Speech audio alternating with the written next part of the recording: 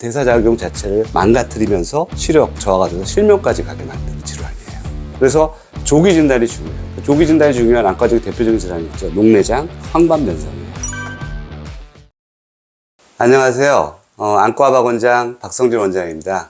원장님, 저희 어머니가 황반변성이라고 하는데 이게 뭔지 그리고 어떻게 치료해야 되는지 말씀해 주실 수 있나요? 그렇지 않아도 요즘 황반변성 환자들이 굉장히 많이 늘어나고 있는 추세예요. 사실 제가 대학병원에 있을 때 20, 30년 전까지는 하더라도 그렇게까지 사실 황반변성이 많지는 않았거든요. 근데 이게 그래서 황반변성은 예전에는 그 서양 사람들, 약간 코카시안들의 어떤 질환이라고 봤는데 지금은 먹는 것들이 좀 많이 바뀌고 행동 습관이나 이런 것들이 많이 바뀌어서 그런지 한국 사람한테도 굉장히 많이 늘어난 게 사실이에요. 굉장히 좀 복잡하긴 한데 가능한 한 일단 조금 핵심적인 것들을 좀 몇 가지 말씀드릴게요.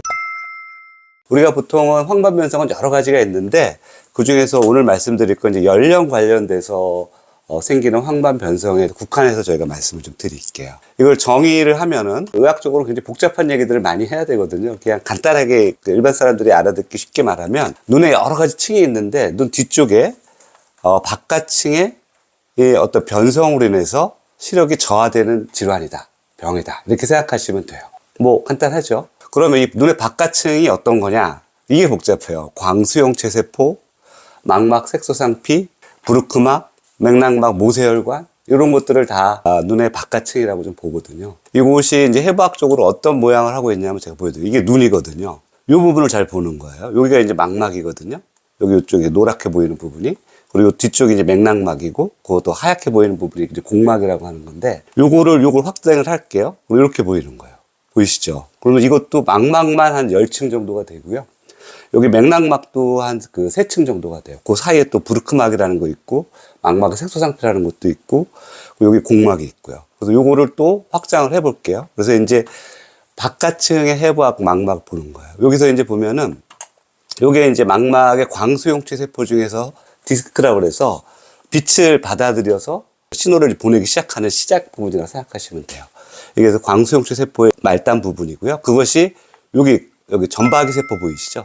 달마시안 같은 그런 무늬를 가지고 있는데 이게 왜 망막의 색소상피라고 그러냐면 이런 색소들을 가지고 있어서 색소상피라고 그래요. 이게 어떤 역할을 하냐면 이런 망막에 있는 광수용체 세포들의 여러 가지 디스크들을 관리를 좀 해줘요. 그래서 여기서 탈락된 거, 오래된 것들을 포식작용을 해줘서 없애준다든지 여러 가지 배출물들, 쓰레기 같은 것들, 이런 그 대사물질들을 혈관, 망막의 모세혈관을 통해서 배출을 시키거든요. 또 여기서 이제 아무래도 광수용체 세포도 세포다 보니까 혈액에 공급을 받아야 돼요. 영양분도 공급을 받아야 되고 산소도 공급받아야 되니까 그 산소와 영양분은 여기 속에서 맥락막에 있는 모세혈관을 통해서 브루크막을 통해서 색소상피를 통해서 전달이 되는 거예요. 이게 순환이 잘 돼야 되죠. 노폐물들은 쭉 배출돼서 나가야 되고 영양분하고 산소는 공급을 받아요. 이게 순환이 잘 이루어져야 되거든요. 여기에 문제가 생기는 게 황반변성이에요. 시작이 어디냐면 사실은 시작은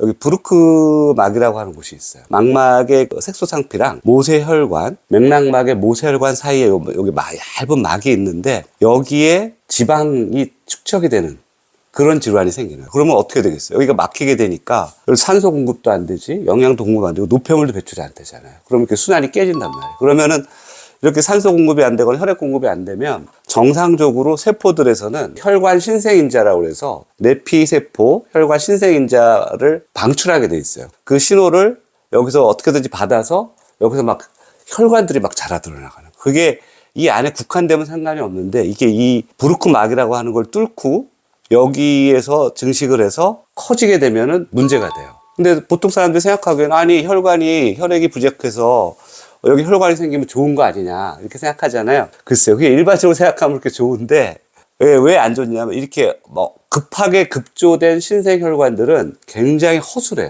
혈관막이라든지 이런 것들. 그러다 보니까 이게 저절로 잘 터지기도 하고 혈액 속에는 많은 인자들이 있거든요. 여러 가지 효소라든지 아니면 이제 섬유질을 만든다든지 이런 것들이 망막을 완전히 떡지게 만들거나 붓게 만들거나 여기 물이 차게 만들거나 굉장히 여러 가지 일들을 해서 이 세포들의 대사작용 자체를 망가뜨리면서 시력 저하가 돼서 실명까지 가게 만드는 질환이에요. 복잡하죠. 그러면 이제 원인이 뭐냐? 원인은 사실 참 굉장히 다양해요. 연령 관련 이제 황반 변성이라고 했으니까 당연히 나이에 따른 세포 노화가 들어가겠죠. 전체적으로 다 기능이 떨어지는 거예요. 그런 것들이 있고 산화 스트레스라는 게 있어요. 이게 뭐냐면 산소가 우리한테 꼭 필요하지만 그 산소 중에서도 전자의 배치가 잘못된 활성산소라는 게 있어요. 그 활성산소는 굉장히 전자를 뺏고자 하는 작용이 크기 때문에 여러 가지 조직에 영향을 미쳐요. 단백질, 지질, 제일 중요한 거 DNA, RNA 이런 쪽에다가 막 영향을 주거든요. 그러니까 심지어는 뭐 암을 유발시킬 수도 있고 여러 가지 염증이라든지 이런 것들을 일으키는데 굉장히 큰 문제가 돼요. 그래서 이거는 어느 하나만의 문제는 아니고요. 지금 보면은 산화 스트레스 가장 큰 문제 흡연. 흡연은 정말 백해무익하죠. 저도 뭐 20여 년 동안 담배를 핀 적이 있었지만 사실 담배는 정말 백해무익한 것 같아요. 특히 녹내장 환자한테도 절대로 금연하라고 말씀드리거든요. 근데 황반변성에서도 따로 이거를 지칭할 정도로 굉장히 이렇게 중요한 요소로 작용을 해요. 음주도 마찬가지예요. 예전에는 뭐 술 한두 잔은 좋다고 했는데 요새는 술 한두 잔도 좋지 않다. 이렇게 얘기하는 게 좀 일반적인 좀 대사가 됐고요. 술도 이렇게 가능하면 안 드시는 게 좋고, 영양 불균형. 여러 가지 얘기들이 있어요. 어떤 것들 제가 규칙적인 식사와 그 다음에 또 어떤 균형 잡힌 단백질, 뭐 지질, 그 다음에 당, 뭐 이런 것들이 균형 잡게 제때에 적은 양의 적절한 양으로 해야 되는데 그렇지 않은 경우가 있어요. 폭식을 한다든지 갑자기 단식을 한다든지 이런 것들 좋지 않고 잠을 잘 자냐 못 자냐 생활 습관이 굉장히 중요해요. 그리고 운동 굉장히 중요한데 과도한 운동은 또 안 좋아요. 고혈압 어떤 여러 가지 체크하고 여러 가지 중에서도 운동을 매일 한 사람하고 하루 운동하고 하루 쉰 사람, 하루 운동하고 하루 쉰 사람 이런 것들을 해봤을 때 오히려 하루 운동하고 하루 쉰 사람 이런 사람들이 더 혈압 조절이 잘 됐다는 얘기들도 있고 그렇거든요. 그런 사람들이 더 건강하다는 얘기도. 근데 이제 그거는 단순히 운동을 매일 하더라도 산화 스트레스, 이 활성산소의 분비가 많지 않고 그걸 조절하고 적절하게 영양제를 한다 그러면 큰 문제는 없을 거라고 봐요. 아무튼 이런 것들은 우리가 어느 정도 좀 조정을 할 수 있겠죠. 생활 습관을 통해서. 보채 이상. 이게 면역계 이상인데 이게 보채라는 것 자체가 좀 생소하죠. 이게 면역계 중에서 굉장히 중요한 역할을 담당하는 거거든요. 그것이 이제 우리의 첫 번째 들어왔을 때 여러 가지 세균이나 뭐 이런 것 바이러스가 들어왔을 때 첫 번째 작용을 해주는 거의 1차적인 면역을 작용해주는 그런 것들인데 그것에 이상이 있었을 때 오는 거고요. 미토콘드리아 기능 이상. 왜냐하면 미토콘드리아는 사실 우리 몸에서 산소를 이용해서 세포호흡이라고 통해서 만드는 게 ATP라고 하는 우리 몸의 에너지를 만들어요.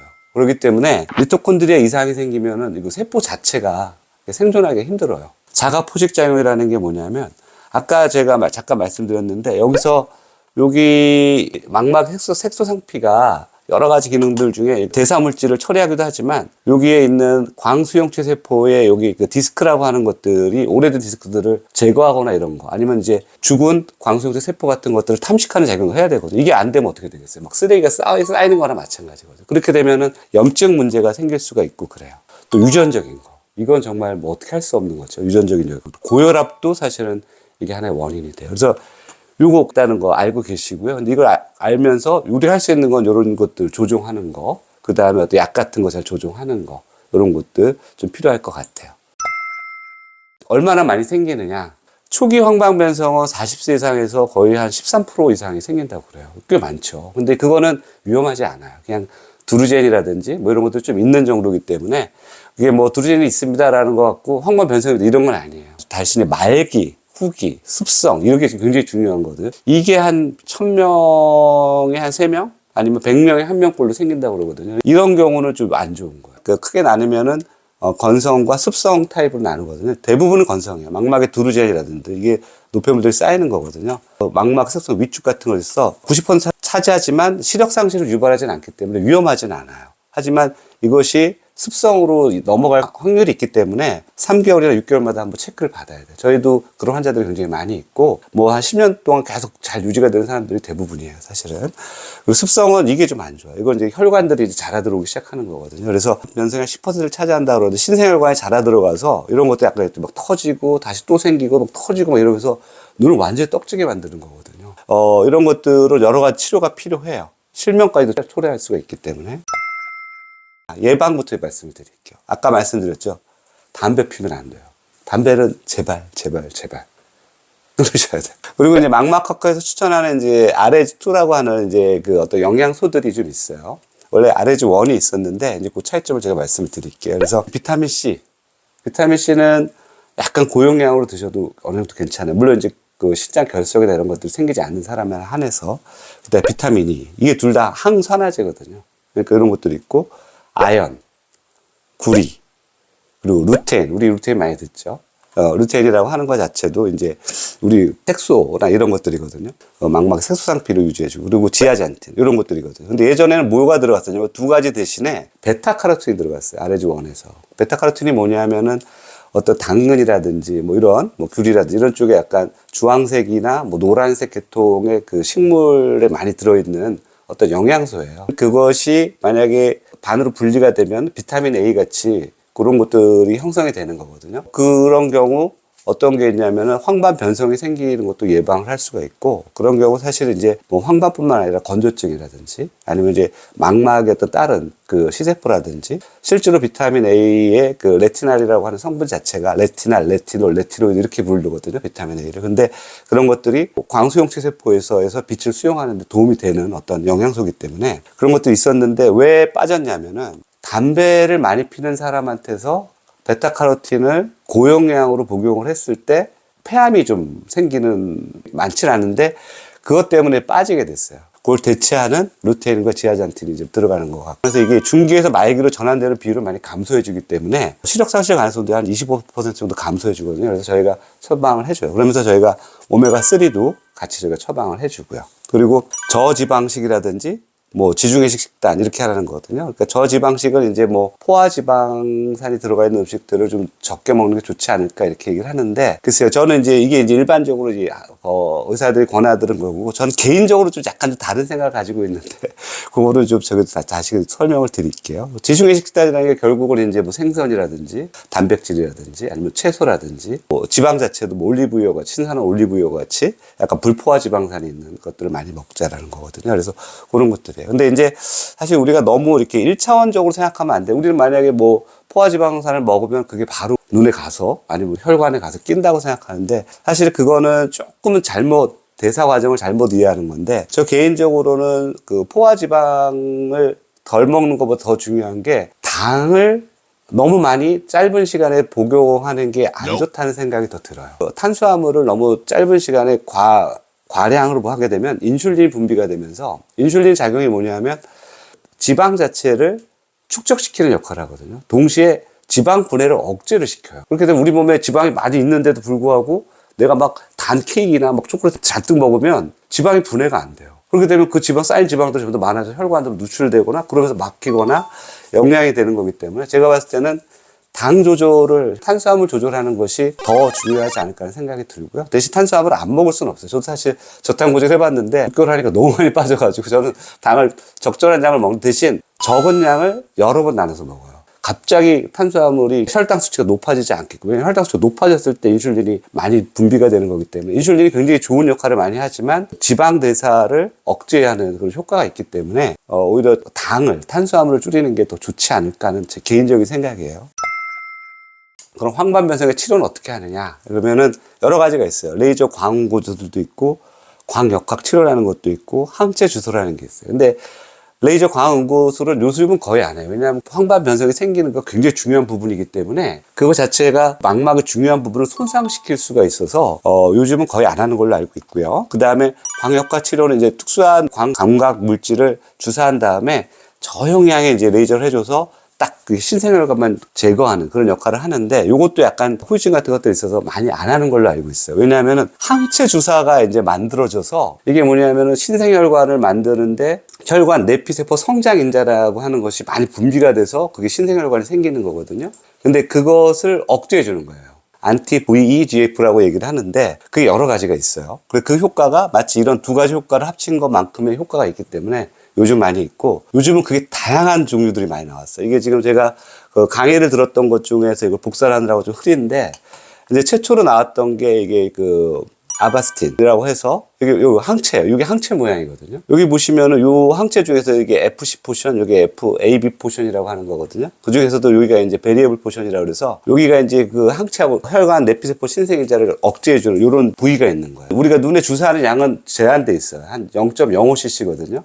근데 이렇게 쓸데없는 부분이 들어간 것보다 여기 핵심적인 부분만 들어가게 되면 용량을 더 많이 늘릴 수가 있잖아요. 그게 효과가 훨씬 좋아졌어요.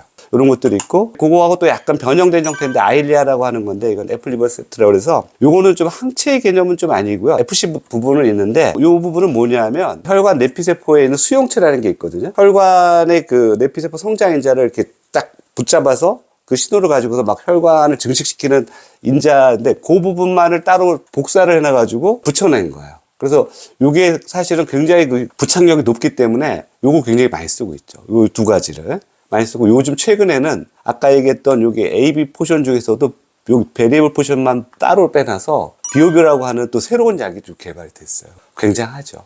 이게 사실은 눈을 위해서 개발된 게 아니고, 그 대장암 같은 어떤 암이 생겼을 때 암의 특징이 뭐냐면 덩어리가 생기게 되면은 굉장히 빨리 증식하기 때문에 혈관이 필요하거든요. 그러니까 얘네들이 암세포에서 막 혈관 신생인자를 막 분비를 하는 거예요. 그래서 그걸 억제시켜주면 암세포가 줄어들겠다 싶어가지고, 사실은 대장암이라든지 뭐 전립선암 같은 경우를 억제하기 위해서 개발된 또 약이에요. 그래서 이게 눈을 위해서 개발된 약이 아니었어요. 근데 이게 눈에도 효과가 있어서 이제 이게 활용이 된 거고요. 그 힌트 자체도 사실은 상어가 한 3억 년가량 진화를 안 하고 여태까지 이렇게 큰 변화 없이 생존했던 이유 자체가 암이 잘 안 생긴다고요. 전혀 없는 건 아닌데. 그래서 왜 암이 안 생기냐 봤더니, 상어 같은 경우에는 암이 생기면은 암 덩어리로 가는 혈관 자체를 말려버린다는 거예요. 그런 기능에서 아마 힌트를 얻었지 않았나 이렇게 생각을 하거든요. 최근에는 그보다도 이제 더 또 개발된 거, 이거 최근에 2023년도에 이제 개발돼서 이제 식약 통과가 된 건데, 그거는 이제 그 RTVEGF뿐만 아니라 안지오포이에틴이라고 해서 또 혈관의 신생을 억제하고 이거를 뭐 분리하고 조립하고 이런 또 인자가 또 있거든요. 그 두 가지를 같이 함유한 어떤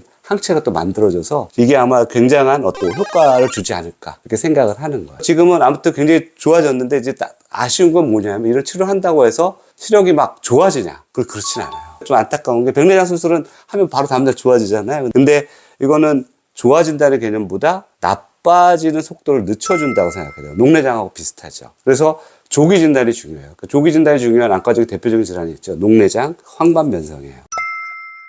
이제 우리가 임상적인 양상으로 보면은 이런 것들이 이제 우리가 두루젠이 이제 시작이라고 보는 거거든요. 그리고 아까 지방 같은 게 축적이 된다 그랬잖아요. 그게 처음에 이렇게 간단하게, 처음에 이렇게 뭐 노란 점 같은 게 있어 보이는데, 있다가 막 진행을 하는 거예요. 이게 근데 여기까지도 크게 문제가 없을 수도 있어요. 이런 상태로 한 5년, 10년 가는 사람들도 있어요. 근데 이제 중심부가 손상이 되기 시작하면 볼 때 이렇게 보여요. 이렇게 강아지를 잘 보여야 되는데 이렇게 중심이 안 보이거든요. 그래서 이런 데가 이제 막 터지기 시작을 하는 거예요. 이게 건성인데 그나마 난데 이게 피가 나는 거 보이죠. 약간 빨갛게 보이기도 하고, 보통은 이제 오렌지빛 뭐 이렇게 나오는 경우가 많고, 노랗게 보이기도 하고 그래요. 그래서 이렇게 되면은 결국은 이게 더 진행을 하게 되면은 망막의 외층이랑 이런 게 다 맥락막에다 소실돼 가지고 이게 아예 붙어버려요. 이게 공막이랑 망막이랑. 그러면 이거는 이제 기능을 못 하는 거예요. 이 부분을 못 살려요. 근데 그나마 이것도 살리겠다고 이제 보체를 이용한 여러 가지 치료들이 좀 개발되고 있는 중이거든요. 근데 아직까지는 그거는 이제 확실하게 지금 효과가 있는 상황은 아니고요. 지금 보면 이게 여러 가지 문제들이 좀 있어요. 근데 어찌됐건 어떤 문제가 생겼다 그러면 안과 가셔서 차근차근 검사를 받고 얘기를 듣는 게 좀 필요하실 것 같아요. 질문에 도움이 되셨는지 모르겠네요. 길었네요, 좀.